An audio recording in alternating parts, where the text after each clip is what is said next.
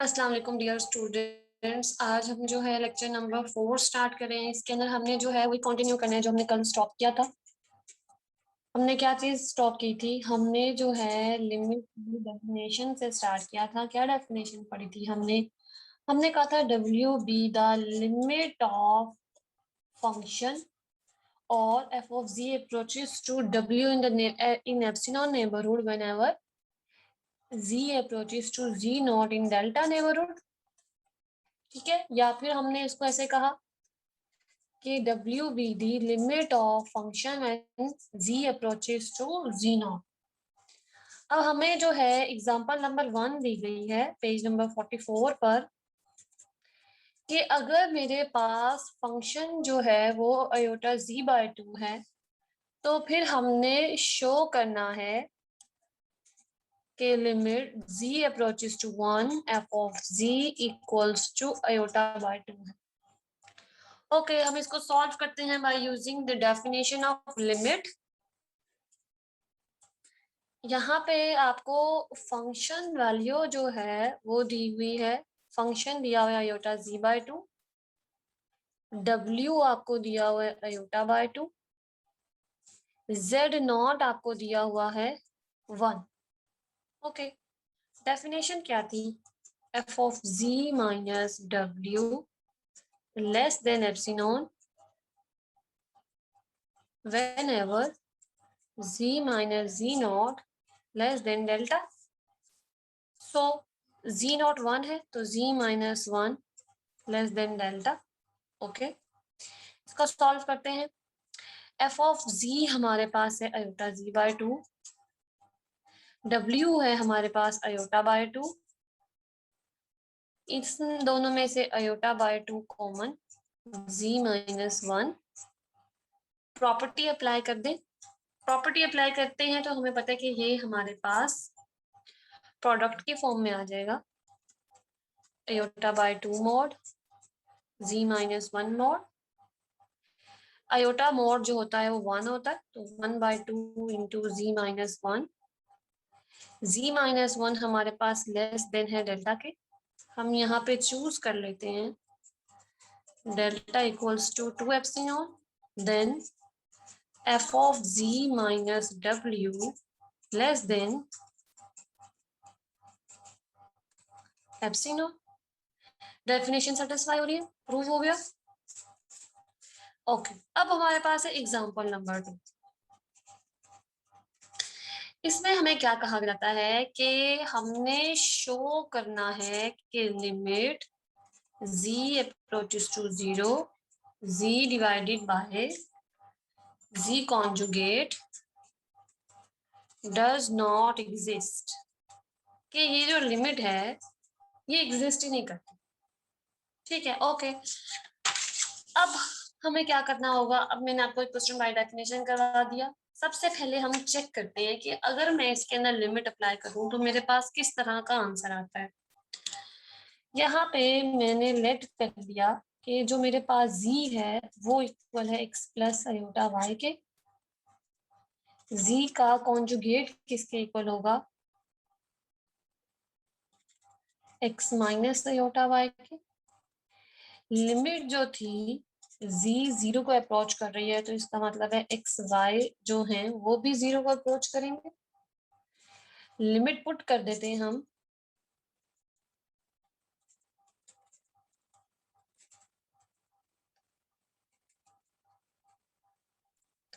x plus iota y divided by x minus iota y, ये तो 0 bye 0 form बन रही है, इनडिटर्मिनेट फॉर्म बन रही है। अब क्या करेंगे हम? ओके, सबसे पहले हमने यही चेक करना है कि क्या ये आपके पास 0 बाय 0 फॉर्म बनती है या अनडिटर्मिनेट फॉर्म बनती है। देन हमें क्या करना है? अपने उस क्राइटेरिया पे जाना है जो मैंने आपको कल बताया था। हमें चेक करना होगा। अब फर्स्ट वे क्या है? अलोंग एक्स एक्सिस हम चेक करें। सेकेंड वे क्या है? अलोंग y एक्सिस या फिर इमेजिनरी एक्सिस इसको चेक करें। एंड थर्ड वे क्या है कि हम इसको y इक्वल्स टू mx पे चेक करें। अगर तीनों पे लिमिट एग्जिस्ट कर इक्वल आ जाती है तो लिमिट एग्जिस्ट करेगी, अदरवाइज लिमिट एग्जिस्ट नहीं करेगी। ठीक है, सबसे पहले नंबर पे आते हैं अलोंग एक्स एक्सिस या रियल एक्सिस, ठीक है। रियल एक्सिस पे आपके पास y 0 होता है, ठीक है। y 0 है तो आपके पास ये जो फॉर्म है ये क्या बन जाएगी, लिमिट जो है x वो 0 को अप्रोच करेगा, limit x approaches to 0, x plus iota into 0, x minus iota into 0, limit x approaches to 0, x over x which is equals to 1, answer क्या आ गया 1। सेकेंड वे पे आए, along imaginary axis means y axis,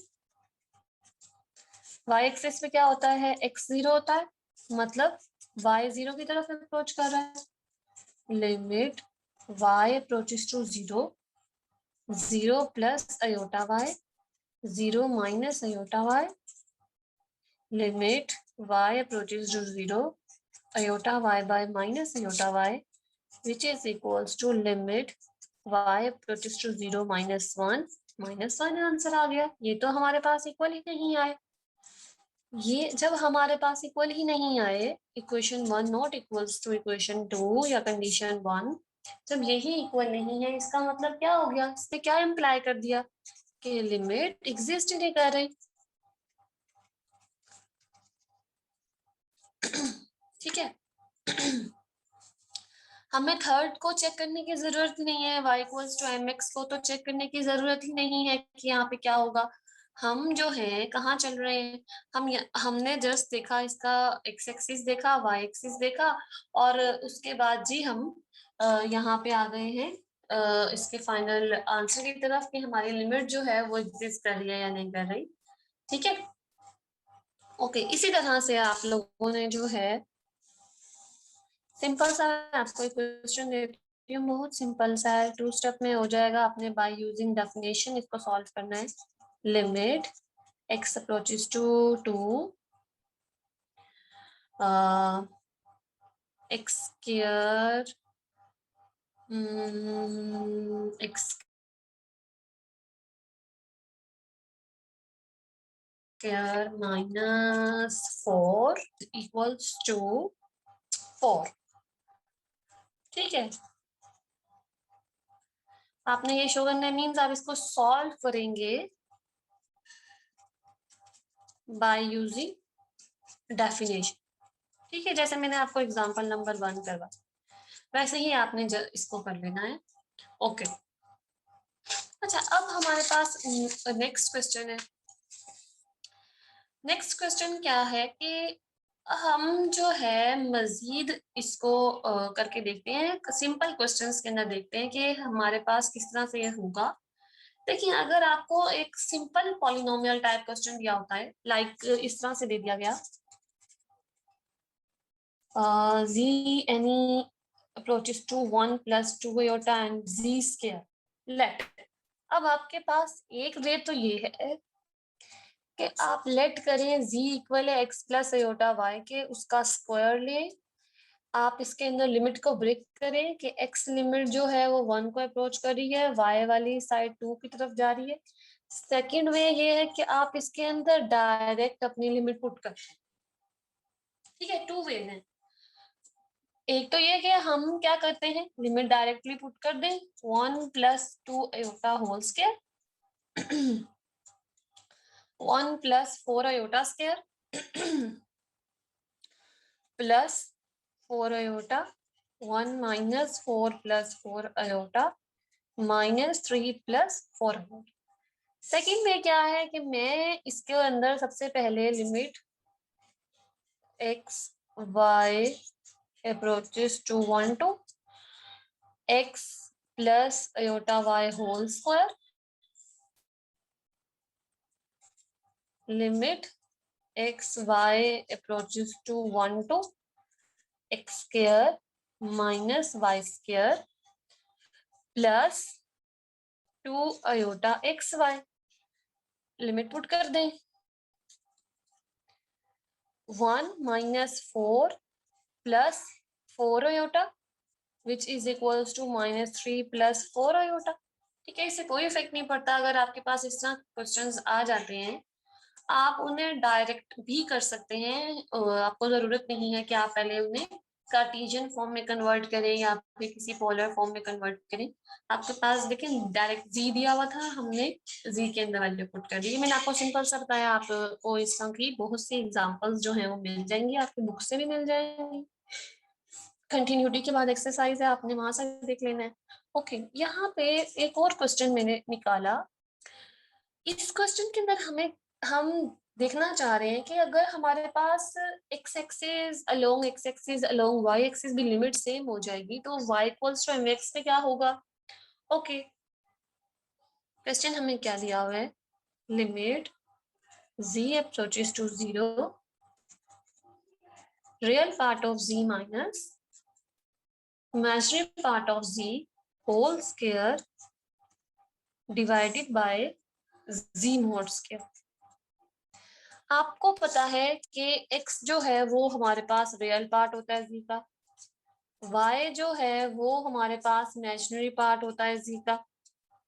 ठीक है, फिर z mod का square का मतलब है x square plus y square. Okay, हम इसके अंदर z अप्रोचेस टू 0 का मतलब है x y अप्रोचेस टू 0। जब हमने हर चीज को x y में कन्वर्ट कर दिया तो हम z को भी कर देते हैं। ओके, अब हमें सबसे पहले चेक करना है कि क्या ये 0/0 फॉर्म बन रही है, जैसे कि मैंने आपको पहले भी बताया। ओके, पुट करते हैं, limit x y approaches to 0 0 x minus y whole square divided by x square plus y square. आपको पता है कि x y दोनों 0 को अप्रोच कर रहे हैं, इसमें पुट करेंगे, अगेन 0/0 फॉर्म बनती है। अब हम क्या करते हैं, अब हम इसको डिफरेंट वेज के अंदर चेक करें। Okay, along real axis, along real axis check करते हैं। रियल एक्सिस पे y 0 x 0 की तरफ अप्रोच करेगा, limit x approaches to 0 x minus 0 whole square divided by x square plus 0, limit x approaches to 0 x square over x square which is equals to 1। Okay, अब second part करते हैं, along imaginary axis, imaginary axis पे x 0 होगा, y approach करेगा 0 की तरफ, limit y approaches to 0 0 minus y whole square 0 plus y square, limit y approaches to 0 y square over y square, limit y approaches to 0 1 equals to 1। ये दोनों equal आ गए। जब हमारे पास along x axis and along y axis दोनों equal हो जाएंगे तो हमने थर्ड कंडीशन उसके अंदर लेकर आनी है। थर्ड कंडीशन हमारे पास क्या थी कि हमने अब along y equals to mx जाना है। ओके, हमारे पास क्या क्या था, x minus y whole square divided by x square plus y square था। ठीक है, हमने क्या किया, एक y की जगह पे mx पुट कर दिया। आपके पास इस पूरे फंक्शन में क्या वेरिएबल आ रहा है,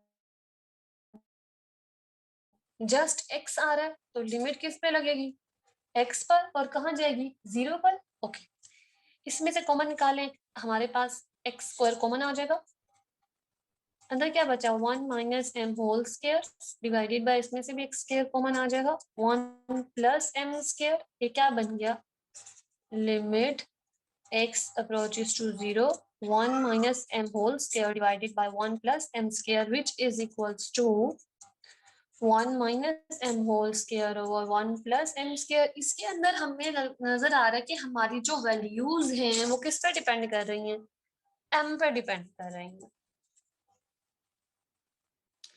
मीन्स कि अगर हम m को चेंज करेंगे हमारे जो आंसर हैं वो चेंज होंगे। ठीक है, अगर हमारे आंसर चेंज होंगे तो हमारी तो लिमिट इक्वल ही नहीं हो रही। m की डिफरेंट वैल्यूज पर हमारे पास डिफरेंट आंसर आ रहे हैं, तो ये तो हमारे पास इक्वल आ ही नहीं रहा। यहां से हमारी तो लिमिट इक्वल ही नहीं हो रही। ये क्या इम्प्लाई कर रहा है कि लिमिट एग्जिस्ट ही नहीं कर रही। ठीक है, आपने इस तरह से चेक करना है। अगर आपके पास यहां से भी आंसर 1 आ जाता, देन हम कह देते कि हमारी लिमिट एग्जिस्ट कर रही है। ठीक हो गया यहाँ तक? ओके। नेक्स्ट हम देखते हैं कि हमारी बुक के अंदर हमारे पास क्या है।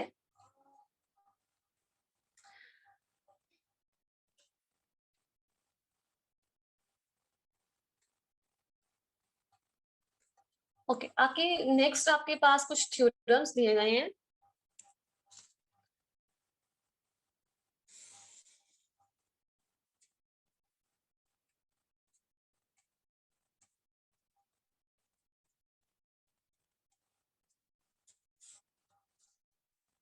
ठीक है, थ्योरम्स क्या कहते हैं? देखिए, हम जब हमने स्टार्ट किया तभी हमने कहा था रियल के, हम थोड़ा सा रियल के साथ इसको अटैच करेंगे। हमने पढ़ा हुआ है कि जब भी हमारे पास लिमिट अप्लाई करनी हो, दो फंक्शंस ऐड हो रही हो रियल एनालिसिस के अंदर, तो लिमिट दोनों फंक्शंस पर अलग से अप्लाई होगी। सब्ट्रैक्शन में भी यही रूल अप्लाई होगा। सेम रूल होगा हमारे पास कॉम्प्लेक्स फंक्शन के लिए, कॉम्प्लेक्स वेरिएबल फंक्शन के लिए। दो फंक्शन अगर हमारे पास इसी तरह से डिवाइड हो रहे होंगे, डिवीजन पे भी यही रूल लगेगा।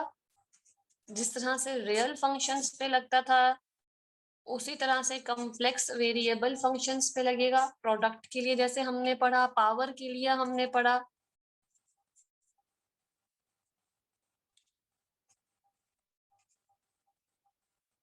तो दोनों फंक्शंस पर हमारे पास लिमिट अप्लाई होती है। ठीक है, इसी तरह से हमने पावर के लिए पढ़ा कि अगर मेरे पास मेरे फंक्शन की कोई पावर है, तो लिमिट उसके अंदर चली जाएगी, पहले फंक्शन पे अप्लाई होगी, देन हम पावर ले सकते हैं। ठीक है। कांस्टेंट मल्टीपल का एक हमने पढ़ा,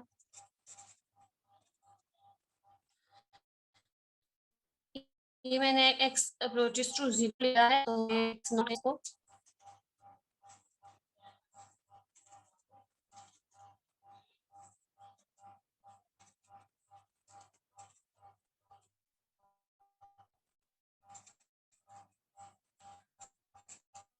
कांस्टेंट आ जाएगा।